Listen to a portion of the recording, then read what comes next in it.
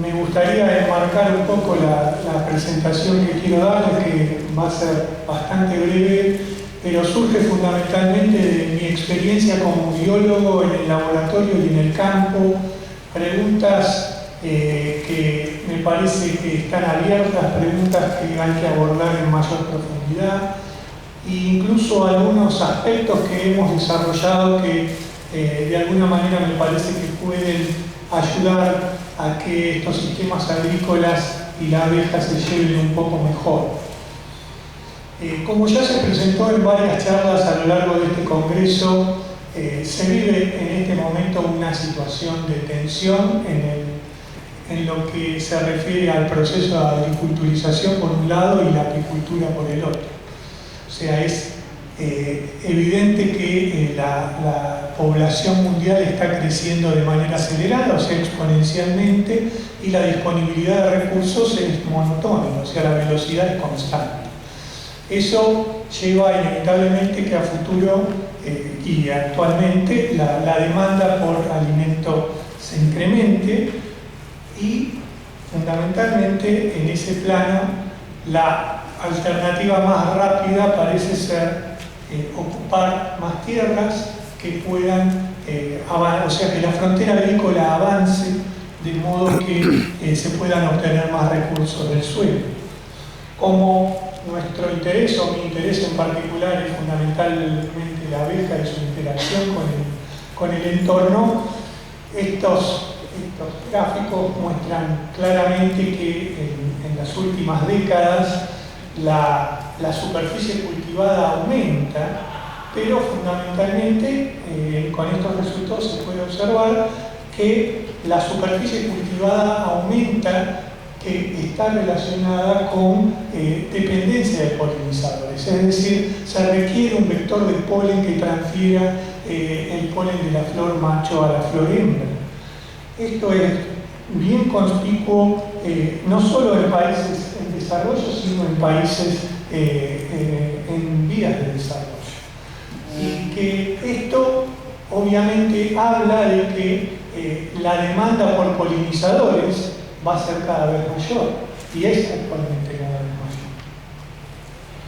Pero por otro lado también está el aspecto de aquello que no requiere polinización, pero que ocupa una gran biomasa de la producción agrícola,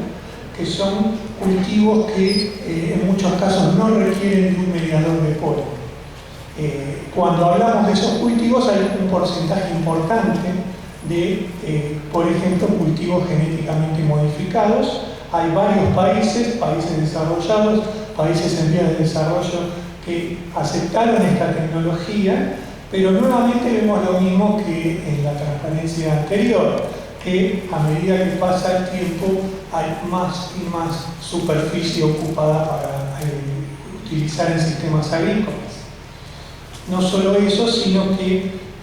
vemos que países como Argentina, como Brasil, todo el Sudamérica fundamentalmente, pero también Estados Unidos y Canadá, no para de aumentar la superficie cultivada con este tipo de cultivos, que implica obviamente una metodología compleja en donde se requieren agroquímicos como complemento de estas semillas transgénicas. Las semillas transgénicas que tenemos en este momento son fundamentalmente de dos tipos, aunque ya se está lanzando la combinación de ambas. Una es que es tolerante a herbicidas y otra que es tolerante a insectos, pero ya está disponible el mix de ambas situaciones. Lo que quiero decir con esto es que, obviamente, al avanzar la frontera agrícola, cada vez tenemos que usar más cantidad de insumos vinculados con esta superficie cultivable. Esto es solamente un ejemplo, es un intervalo de 1991 al 2010 en Estados Unidos, en términos de cantidades de glifosato, el herbicida que es requerido para los sistemas de semillas HT, o sea, tolerantes a herbicida, en donde podemos ver un incremento exponencial notorio. O sea, en 20 años ha aumentado un 6.500% el uso de glifosato. Pero lo que es más interesante es que este aumento exponencial, o sea, cuando ocurre la aceleración, es una correlación positiva muy afinada con la cantidad de especies de hierbas, de plantas no deseadas que están en ese entorno agrícola, que se van haciendo cada vez más resistentes. Por lo tanto, cada vez más vamos a tener que utilizar insumos en los sistemas agrícolas, y muchas veces ni siquiera eso está recomendado por las compañías, sino que el mismo agricultor se da cuenta que hay resistencia y por lo tanto hay que poner más cantidad de agroquímicos. Esto ocurre exactamente igual en términos de insecticidas, por ejemplo. Entonces, nosotros en ese contexto tenemos que tomar conciencia que como apicultores o como investigadores interesados en la abeja y la abeja doméstica, Apis mellifera, fundamentalmente tenemos que entender, y yo creo que el apicultor lo tiene en su piel y en su alma, como lo tenemos los biólogos, ingenieros agrónomos, veterinarios interesados en las abejas. La abeja Apis mellifera es un increíble sensor medioambiental, o sea, no necesitamos aparatos muy sofisticados para medir que una situación tiene un impacto ambiental negativo. Es un indicador sensible que lo podemos ver por una anécdota de un apicultor que nos diga, pero además lo podemos medir bajo condiciones más que controladas de laboratorio. Y esto acompañado a que la abeja, desde el punto de vista biológico, es un excelente modelo para estudiar una cantidad de tópicos en biología, que va desde genética molecular, fisiología, neurociencia, sociobiología, pero es posible que bajo una condición muy controlada de laboratorio nosotros le preguntemos a la abeja si efectivamente recuerda algo, aprendió algo, y eso comparado entre animales expuestos a determinados ambientes, por ejemplo de agroquímicos o no, nos podrá contestar bastante rápidamente si la abeja está perturbada. Bueno, esto es, quizás esta etapa del año pasado es una manifestación elocuente de que, al menos también en los países desarrollados, hay una enorme preocupación porque hay, podemos decir, millones de colmenas de Apis mellifera que están muriendo, están desapareciendo. Las causas son complejas, todavía es una pregunta abierta de si es una causa-efecto o es un combo de una cantidad de situaciones. Pero en este marco lo que yo quiero recalcar, que me parece importante que tengamos en cuenta, al menos desde los que estudiamos biología de la abeja y nos interesan aspectos de ecotoxicología y comportamiento de abejas y fisiología de la abeja, es que es fundamental que cuando nosotros queremos testear la respuesta de un individuo frente a un determinado agroquímico, trabajemos con las dosis que habitualmente se detectan en el campo. O sea, es fundamental que si nosotros podemos trabajar con dosis diluidas, por más que no sean muchas veces realistas en el sentido de que sabemos que productores agrícolas usan dosis más altas,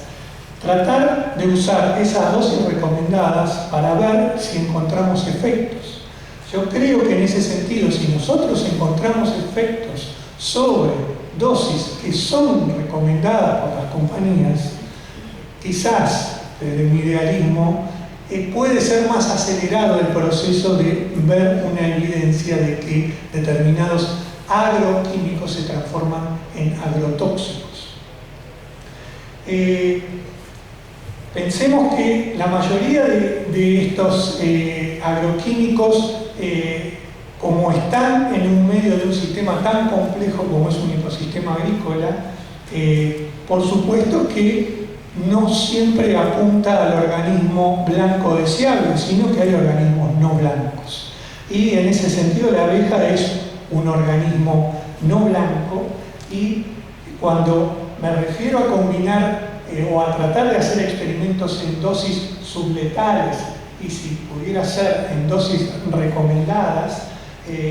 también consideremos usar no solo agroquímicos en forma individual, como puede ser un neonicotinoide, como puede ser un principio activo de un herbicida, sino que debido a este combo expuesto que tienen los polinizadores en los sistemas agrícolas, empezar a evaluar el tema de un cóctel de situaciones, o sea, las respuestas en dosis recomendables, no solo de herbicidas, sino sumada a insecticidas que habitualmente, como se escucharon en charlas a lo largo de esta presentación, habitualmente se rocían en conjunto. Y eso les aseguro que va a dar respuestas sinérgicas muy marcadas y muy llamativas, incluso con dosis mucho más bajas que las esperadas. No voy a hacer mención explícita, pero hemos presentado algunos trabajos nosotros en este congreso, en donde con pequeñas dosis del principio activo de un herbicida como es el glifosato se ven perturbaciones en la conducta de la abeja adulta, se ven cambios en la dinámica del crecimiento de las larvas de las abejas. Y también hay cambios marcados cuando hay combinaciones entre insecticidas y herbicidas a dosis realistas de campo, en términos de respuesta de conducta. Eso no implica una inmediata mortalidad, pero sabiendo que la abeja es un insecto social, que es tan fundamental la cohesión, la comunicación, el intercambio de material, eso va a desvalejustar rápidamente las sociedades de este tipo de insectos. Cuando hablamos de la apicultura hoy en términos globales, y yo lo hablo de la biología, quizás me faltan datos económicos, pero me parece bastante evidente que la actividad apícola mundial tiene un porcentaje mucho más importante en lo que tiene que ver servicio de polinización que en lo que se relaciona con productos apícolas, ni el polen, el polen. Esto fundamentalmente es más conspicuo en países desarrollados, donde efectivamente utilizan a la abeja en los servicios de polinización, tomando en cuenta que la cantidad de biomasa que se produce anualmente en los sistemas agrícolas, un tercio requiere de mediadores de polen, en el cual la abeja es el 95% de ellos.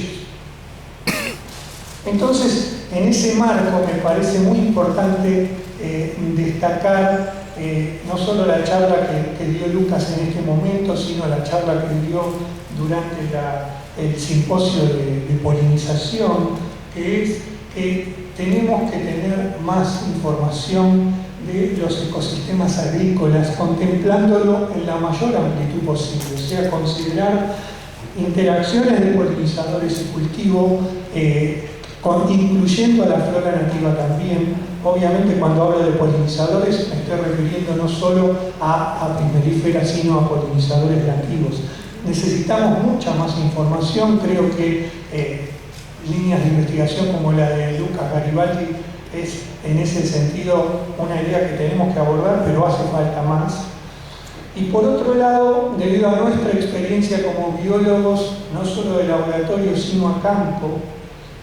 algo que es bastante notorio en los sistemas agrícolas que requieren servicios de polinización mediados por abejas, es que muchas veces parece muy escaso el conocimiento que tienen estas empresas, que muchas veces son grandes empresas, sobre el sistema que están trabajando. O sea, se focalizan mucho sobre el recurso, sobre su potencial. Por ejemplo, un caso concreto es el de girasol semilla, en donde hay toneladas de ingenieros agrícolas inspeccionando los terrenos, hay cantidad de grupos limpiando malezas permanentemente, haciendo riego, pero muchas veces la ambición o la motivación por generar determinados híbridos olvida totalmente que estamos hablando de morfos, o sea, el macho hembra o macho fértil versus macho estéril, que terminan siendo absolutamente diversos, distintos. Y si conocemos bien, al menos a la abeja melífera en comportamiento se la conoce bien, tiene una constancia floral tan enorme que la abeja tiene una tendencia en muchos de estos híbridos que muestran, o mejor dicho, para formar híbridos donde hay diferencias morfológicas notables en las líneas parentales, donde la abeja prácticamente no se cruza y no transfiere polen, al menos en el campo. Entonces sería deseable que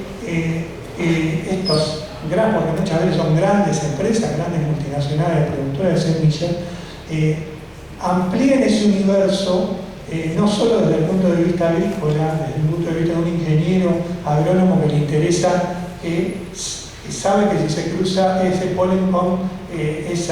ese óvulo va a dar determinada semilla con determinadas características, que conozca, porque esto es un sistema complejo y los insectos no hacen cualquier cosa. Por otro lado, en este sistema, hablar de servicios de polinización y hablando de este problema de despoblamiento de abejas que surgió y se hizo notorio en países en desarrollo que usan fundamentalmente a la abeja en servicios de polinización, precisamente hablar de colmenas transhumantes y cultivo es una relación difícil. Se implica de parte del apicultor un manejo realmente importante de lo que está trasladando, porque la abeja va a sufrir una situación de estrés importante. ¿Qué es lo que le pasa a la abeja una vez que llega a los cultivos? Bueno, estos cultivos obviamente tienen un breve periodo de floración. Las compañías agrícolas o los productores agrícolas en determinados cultivos exigen el ingreso a partir de un determinado porcentaje de floración. La abeja inmediatamente se ve en un medio totalmente nuevo, por lo tanto va a haber demoras en que inicie la actividad recolectora en un terreno nuevo, por más que sea un campo de girasol totalmente amarillo. Eso no es per se atractivo si el lugar es desconocido. Puede haber 1, 2, hasta 3 días donde no haya una actividad importante. Evidentemente, estar en estos sistemas, muchos de ellos monocultivos, va inevitablemente a llevar a un deterioro del estado sanitario de la abeja, porque puede haber un déficit de determinados nutrientes que tenga el cultivo. Y obviamente eso tiene que ver con una dieta poco diversificada. Esto lo que hace es que el sistema de servicio de polinización cultivo sea un sistema inevitablemente inestable, cada vez es más inestable, y la manera de compensarlo tanto de los servicios de polinización como de los productores agrícolas es incorporar más y más colmenas. Nuestro objetivo en los últimos 5 o 6 años en el laboratorio fue tratar de plantearnos si era posible lograr que las abejas visiten específicamente en tiempo y forma los cultivos que requieren ser polinizados sin deteriorar la salud de las colmenas. Y para esto nosotros en realidad trabajamos con algunas cosas que tenían que ver con nuestra historia previa como biólogos. Siempre trabajamos con comportamiento, siempre trabajamos con comunicación, nos interesó cómo aprende un insecto, cómo recuerda un insecto, cómo se comunica un insecto, y de ahí empezó a surgir este proyecto. Es evidente que si seguimos en esta tendencia, cada vez va a ser más difícil poder obtener colmenas disponibles para el servicio de polinización, y esperemos no tener que llegar a determinadas alternativas de innovación y desarrollo que son palpables, por ejemplo, en el norte de China con el cultivo de manzana y otros cultivos también. Pero ustedes no sé si saben, pero en el sur de China hay manzanos y hay abejas, en el norte de China no. Entonces, en el sur de China lo que hacen es cortar polen de las flores y lo mandan a la zona norte. En la zona norte manualmente hacen la polinización. Bueno, esto es habitual en cultivos como kiwi, pero si cada vez hay menos proporción de abejas y cada vez se le hace más difícil al apicultor poder obtener nuevos núcleos, esta va a ser una tendencia. Otra alternativa que para algunos grupos en Estados Unidos es factible es que los Estados Unidos han invertido en la universidad más importante del mundo, que es la Universidad de Harvard, un proyecto de $10 millones para generar enjambres de robots que con las habilidades de vuelo de las abejas tengan en un futuro de ciencia ficción la capacidad de polinizar cultivos, dado que ya no va a haber abejas. O sea, sería deseable que esos $10 millones, que me parece muy interesante el proyecto, también sean invertidos para generar un ambiente más sustentable en la relación de sistemas cultivos agrícolas y colmenas. Entonces, volviendo a nuestra pregunta de la motivación que teníamos de lograr que las abejas lleguen en tiempo y forma a cultivos de importancia económica y que los polinizadores son esenciales, nosotros titulamos a este proyecto como Apicultura de Precisión para la Polinización. Es decir, nosotros partimos de focalizarnos en algunos cultivos que requieren de polinización asistida de manera esencial por abejas. Algunos de estos cultivos dan frutos, como el manzana, otros dan semillas oleaginosas, como el girasol, y algunos de estos cultivos son principalmente de baja atractividad para la abeja, como muchos apicultores me han mencionado referente a la pera, por ejemplo. El objetivo era condicionar a las abejas con fragancias sintéticas, es decir, poner un perfume que se pareciera a la flor del cultivo donde la abeja iba a ser introducida. Esto guiaría, según nuestra idea, a las abejas en cultivos específicos. Esto es de fácil aplicación porque es una rutina que utilizan los apicultores, que es la estimulación con, por ejemplo, un jarabe previo al ingreso a un cultivo, y por otro lado es totalmente amigable con el medio ambiente porque los productos que utiliza son productos naturales. ¿Cómo partimos de esto? Sabemos que las abejas pueden generar memorias olfativas que promueven preferencias específicas, es decir, una abeja frente a un determinado olor que está asociado con recompensa, la abeja puede formar una memoria de ese olor y después tiene una tendencia a buscar ese olor, por ejemplo, de cualquier flor específica que haya aprendido previamente. Entonces, a partir de esa capacidad que tiene la abeja de formar una memoria, no solo sobre la flor, sino en el interior de la colmena por los contactos boca a boca, es posible generar una cadena informacional sobre una memoria casi única. Eso lo que hace es reducir, al menos los resultados que encontramos nosotros, es reducir el tiempo que demoran las abejas en iniciar la actividad recolectora. La actividad de las colmenas aumenta significativamente con respecto a grupos control. El monitoreo de cultivo aumenta realmente de manera importante. Y esto traería como consecuencia posible que en un ambiente que actualmente está tan disturbado por la cantidad de agroquímicos presentes, por ejemplo, el tiempo de exposición de las colmenas en los cultivos pueda ser menor, porque la actividad debería ser más eficiente, o incluso reducir el número de colmenas por hectárea en este tipo de cultivos. Nosotros, por ejemplo, sin describir resultados, pero en temas de girasol semilla, manzana y pera, hemos encontrado incrementos en los rindes que no han sido menores a 20%. Cosa que nos parece bastante sorprendente porque un fertilizante no ofrece más del 5 o 10%. Entonces, en definitiva, nos parece una alternativa que vino de nuestra experiencia, que vino de nuestro trabajo de laboratorio y que también vino de la interacción con los cultivos y con, fundamentalmente, los apicultores. Así que, bueno, simplemente muchas gracias y les presento a nuestro director.